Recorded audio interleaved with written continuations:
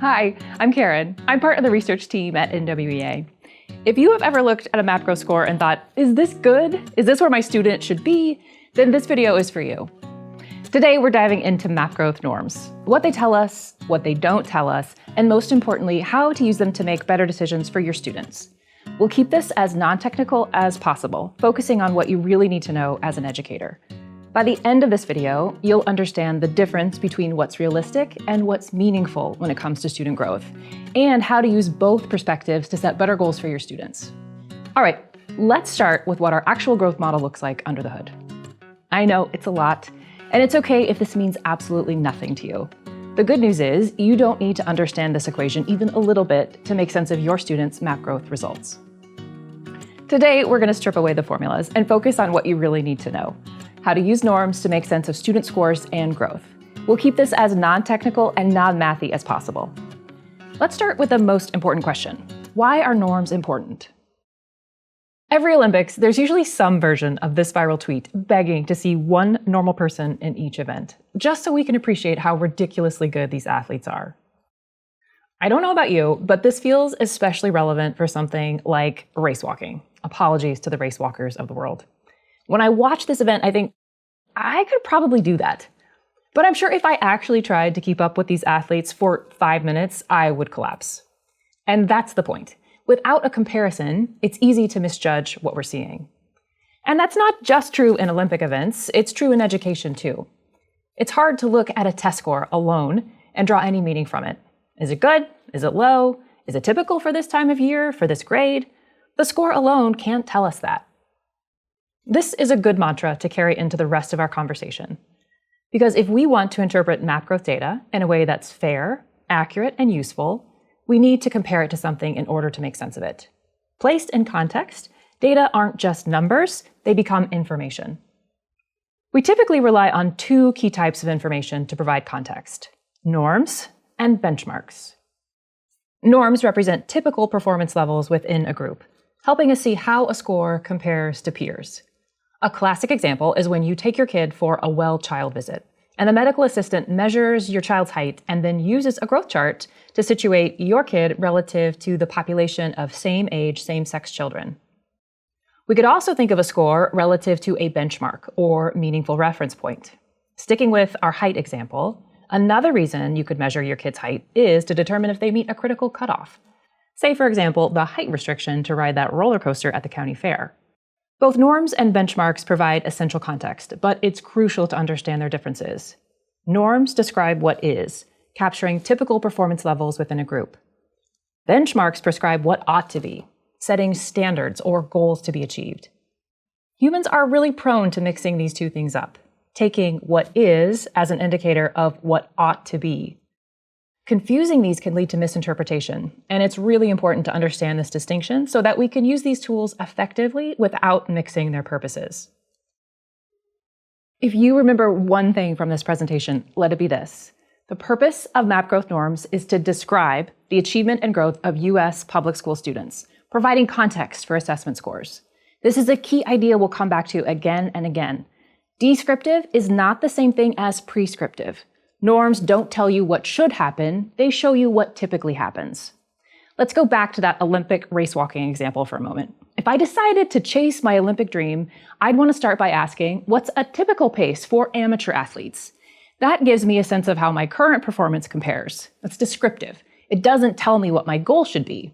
But if I did want to set a goal, say how fast I'd need to be to qualify for the Olympics, that's when I turn to something prescriptive, like the pace of Olympic qualifiers.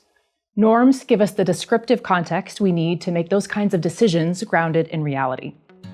So now that we've established what norms are and what they're not, and we've established why context is essential, let's look at how we actually define that context. How do we answer the question, what is realistic? We're going to break this section into 4 key parts. First, we'll build a shared understanding of concepts like percentiles and distributions. Then we'll walk through how we use norms to describe achievement, growth, and how those norms differ when we look at individual students versus whole schools. Each piece gives us a slightly different view of what's realistic. Let's start with the shape of the data we're dealing with. Most of the time, when we look at large-scale student data, like scores from MAP growth, we see something that resembles a bell curve, and that's called a normal distribution. In a normal distribution, most students cluster around the average, and fewer are found as you move toward the high and the low ends, the tails. We're going to look at a lot of bell curves today. Don't let this trigger your math anxiety. Bell curves, or normal distributions, are handy to help us understand average performance. That's the middle of the curve, and how scores are different from each other. That's the spread of the curve around average. Think of something like height. Most people are clustered around average height, and fewer are either very short or very tall. Now, let's talk about how we measure spread in a normal distribution. One way we do that is with standard deviations. The standard deviation tells us how spread out a set of data points is from the average. A smaller standard deviation means most values are tightly clustered near the mean. A larger standard deviation means they're more spread out. Let's go back to our height example. Think of the height of adult women. There's a lot of variability. I'm sure you have regularly encountered women under 5 feet tall and others pushing 6 feet or more. The standard deviation of this distribution is relatively large. Now compare that to the distribution of a height of infant girls. Not so much variability in that population. Most newborn babies are within a few inches of each other. So with that distribution, there's less variability and a much smaller standard deviation. Finally, we have percentiles, a common way to describe where a point falls in a distribution. A percentile represents the percentage of data points that are equal to or below a particular value. In other words, it tells you how a specific value ranks in comparison to other scores. So for example, I am 5'8". Placing my height in the distribution of adult females, I am taller than 93% of other adult females, which places me in the 93rd percentile for height. Okay, so we've talked about normal distributions, standard deviations, and percentiles. That's the vocabulary you need to interpret MapGrowth scores. Now, let's put that knowledge into practice. This is Dahlia. She's a third grader who just took her fall MapGrowth math assessment, and she scored a 195. The question is, how do we make sense of that score? Is it high? Is it low? Is it typical? To answer that, we turn to achievement norms. Specifically, the distribution of scores for students like Dahlia. That means same grade, same subject, and same amount of instructional time. I want to pause for a moment on that last one because it's easy to overlook. MapGrowth doesn't just lump all fall test takers together. Instead, it accounts for the actual numbers of weeks of instruction a student has received before testing. Because fall doesn't mean the same thing for every district. Let's look at this calendar. Say school started early for Dahlia and she tested in week 4. That's shown in blue. Now take a look at Ryu. He tested in week 0, right at the start of the school year. If we were to compare Dahlia's score to Ryu, it might overestimate her performance because she had 4 more weeks of instruction. On the other hand, Kari tested in week 7. If we compared Dahlia to Kari, we might underestimate Dahlia's achievement because Kari had more time to learn before testing. If we want to fairly interpret Dahlia's score, we need to compare her to students who have had the same opportunity to learn. Same grade, same subject, same testing season, but even more specific, same weeks of instruction. Let's look at the national distribution for fall 3rd grade math scores, and we'll see where Dahlia fits. Here's that bell curve again. Now, most students are clustered around the average of 184, and fewer are at the high and low ends. Now let's add Dahlia.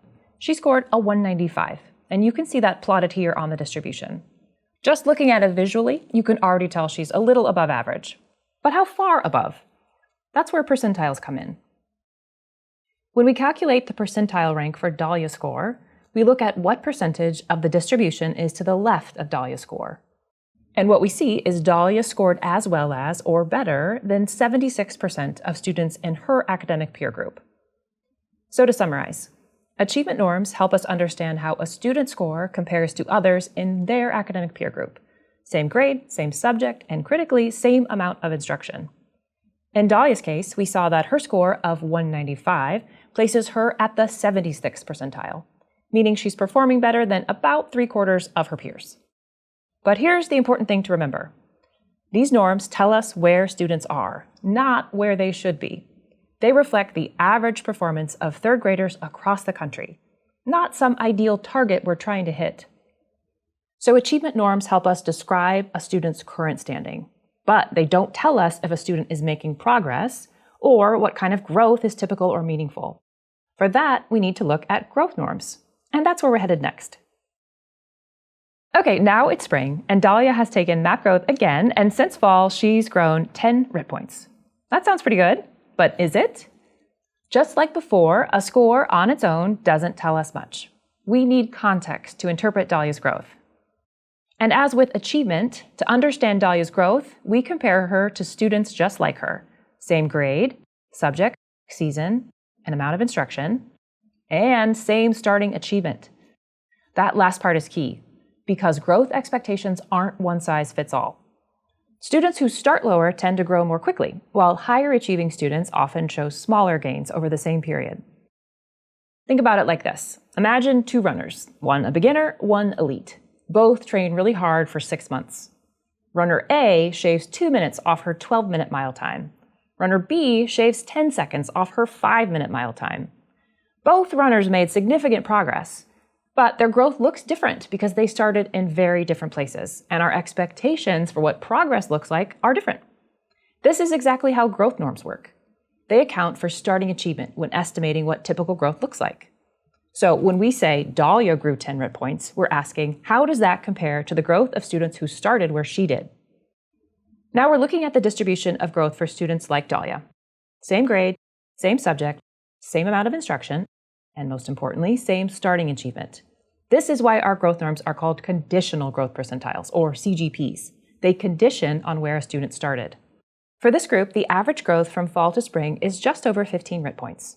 But as we said before, this number is descriptive, not prescriptive. It tells us what is typical, not what's required or expected or ideal. It's a baseline, not a benchmark. Here's Dahlia. She grew 10 RIT points. When we place her on the distribution, we see she falls to the left of the average. We calculate her CGP by determining what proportion of the distribution falls to the left of her.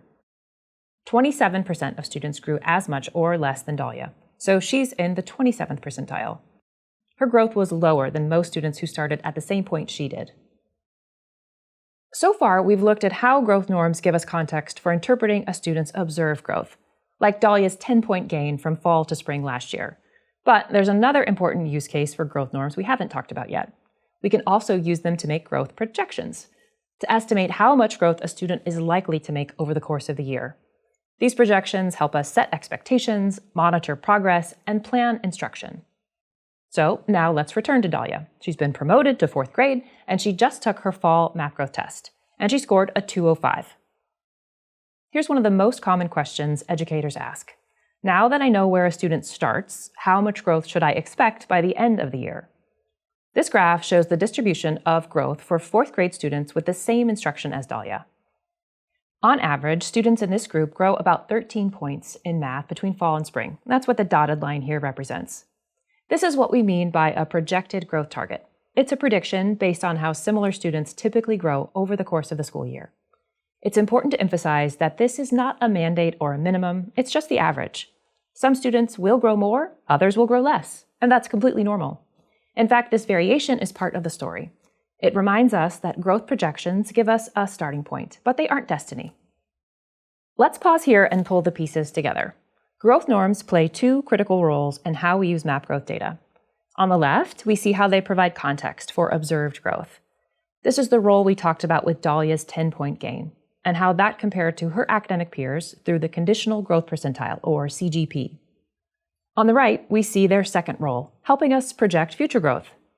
We use the same norms to estimate what kind of progress a student like Dahlia is likely to make between fall and spring, so we can set a baseline and monitor how she's progressing over time. The key distinction here is that one use is a retrospective description, what happened. The other is a prospective prediction, what's likely to happen. Before we move on, let's pause for a quick check of understanding. Consider this example. Ryu starts the year in the 76th percentile, while Dahlia starts in the 35th percentile. Question: will they have the same growth projections? No. Just like we saw with Dahlia earlier, growth projections are conditioned on where students start. Different starting achievement, different expectations for growth. Now let's imagine that both students exactly met their growth projections. What would their conditional growth percentiles be? right at the 50th percentile, because that's what projections represent, the middle of the distribution. Now, here's the final question. What are their spring achievement percentiles? And the answer is still at the 76th and 35th percentiles. And this is because typical growth maintains achievement status. If a student grows at the average rate for their starting point, they'll hold steady in terms of where they stand relative to their peers. That's a really important idea to hold on to as we move into the next section. Just because growth is typical doesn't always mean it's enough. To accelerate learning or close gaps, we often need more than average. Before we close out the what is realistic section, let's talk about student versus school norms. So far, we've been talking about student norms, how an individual student's achievement or growth compares to that of similar students nationwide. But map growth also includes a second type of normative data, school norms, norms that provide context for the achievement and growth of groups of students. Why do we need different norms for schools and students? Well, the key here comes down to variability. To show you what I mean by the difference in variability, let's look at a visual that helps show the difference in the spread of student-level data compared to school-level averages. I'm going to use color to indicate which students are in the same school. The school icon at the bottom indicates that school's average. Notice that even within a school, students vary a lot. But watch what happens when we add each school's average score to the chart. Even though student scores are all over the place, the school averages tend to land closer together, clustered toward the middle. That's the key takeaway. When we talk about student norms, we expect a wide spread. But with school norms, that variation is more compressed. If we were to overlay these two distributions, we can see how much more spread out the distribution of individual students is relative to the distribution of school means. Student scores bounce around a lot, but when we take the average of all those scores, like we do when reporting at the school level, the extremes get smoothed out. That's why we need different sets of norms. Student norms to help us interpret how individual students are doing, and school norms to understand how entire schools are doing relative to others. What does this mean in practice? What would be the danger in misapplying student norms to make conclusions about a school or vice versa? Well, let's illustrate that with an example. A score of 180 places Ryu at the 26th percentile relative to other students. An average score of 180 puts a school at the 8th percentile relative to other schools. It's much more rare to see an average school score of 180 than it is to see an individual student scoring a 180. If we use the school norms to contextualize Ryu's score, we would underestimate his ranking. If we use the student norms to evaluate the school's performance, we would overestimate their ranking. Now we've covered achievement and growth norms, and you've got a solid grasp on how we determine what's realistic. And that is an incredibly valuable starting point. But here's the critical question we need to ask. Is realistic always enough? Sometimes what's typical isn't what gets our students where they need to be. And that brings us to our final section. How can we use map growth data to understand not just what is realistic, but also what is meaningful? And we need to ask, is average achievement enough? Is typical growth actually moving students toward the outcomes that we care about? To answer that, let's look at one of those outcomes. Are students on track to reach proficiency on their state's summative test? I'm going to show you a chart that captures the spring achievement percentile on map growth that corresponds to being on track for proficiency in math, based on NWEA's linking studies with state summative tests. These inherently vary by state, given states have different standards. And as you can see, it varies a lot.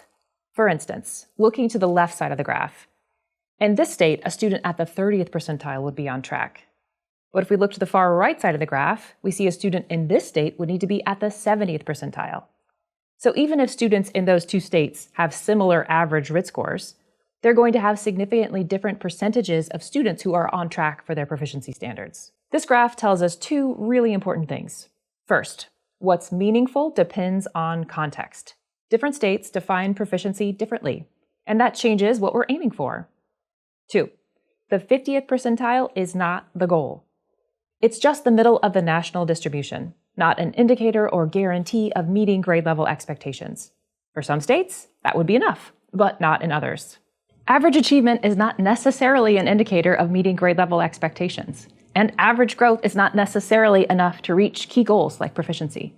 So if the 50th percentile isn't always enough, how do we know what is enough? That's where NWEA linking studies come in. So what exactly is a linking study? Simply put, it's a way to connect MAP growth scores to something many of you are already tracking: state test proficiency benchmarks. That connection matters because while MAP growth gives us valuable information about growth, state tests define what counts as proficient. Linking studies help us bring those two worlds together. We're able to estimate which RIT scores align with proficiency on a state's summative assessment. In other words, we can say a student who scores at or above this RIT level has a good chance of being proficient on their state test. And because states occasionally revise their cut scores, our linking studies don't sit on a shelf. They're updated regularly to reflect those changes, keeping the projections accurate and aligned to current expectations. Now that we know what linking studies are, let's take a quick look at how they work. Here's step one. We start by collecting data from students who took both MAP growth and their state summative test, usually in the same spring season. This gives us a shared data set that includes each student's RIT score and whether they were proficient on the state test. Then step two. On the state test, each state has a cut score. That's the threshold for proficiency. We identify the percentile that corresponds to that cut score in our matched sample. Step three. Then we go over to the MAP growth side and we find the RIT score that sits at that same percentile. That becomes our cut score on the MAP growth scale, the point at which students are likely to reach proficiency. Step four. Finally, we use MAP growth norms to estimate if a student is on track to hit that spring benchmark. Here's something really important to keep in mind as we talk about linking studies and projections. Being on track doesn't mean a student is guaranteed to meet proficiency. These projections are based on norms. So when we say a student is on track, what we really mean is that if they grow at the average rate for students like them, they'll likely reach proficiency by spring. But here's the key point. Average growth is just that, an average. Half of students will grow more than the projection, half will grow less. So even if a student's projected score lands right at the proficiency cut point, there's still uncertainty. And the reverse is true too. If a student is just below the line, it doesn't mean they can't make it. It just means they'll need a little more support or acceleration to improve their odds. In fact, we want to be wrong. We want that not on track designation to be informative to you so that you can change things up for that kid to result in a better outcome. That's why projections are most powerful when we use them formatively, to identify students who may need extra support to stay on track and to set individualized growth goals based on where students are starting. So again, let's keep this in mind. On track is not a finish line, it's a starting point for support and action. Before we wrap things up, I want to pause here and pull it all together. Norms are a critical tool that provides a national context for your students' achievement and growth. They describe what's common for students with similar profiles: same grade, subject, instructional exposure, and starting achievement. In other words, they show us what's realistic. But just because something is realistic doesn't mean it's enough. That's where linking studies come in. They help us answer a different question. Is this meaningful? They connect MAP growth scores to state proficiency standards to determine whether a student is on track. But here's the key.